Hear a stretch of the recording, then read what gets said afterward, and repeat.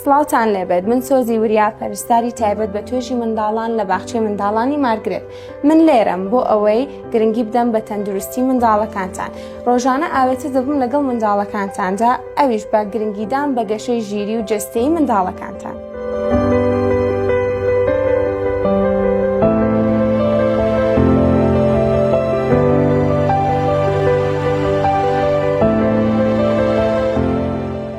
وا دەکەم لە ئێستەوە منداڵەکانتان پزیشک و پەرستار بە هاوکاری خۆیان ببینن نەک لەیان بترسن.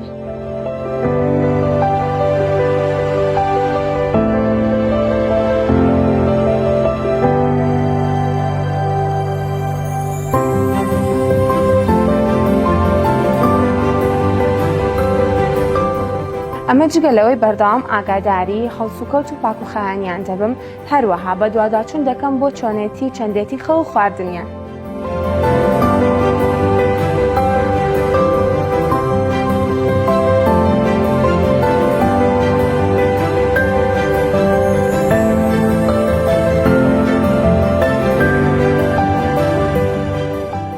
بۆیە منداڵەکانتان بە سۆزی بسپێرن.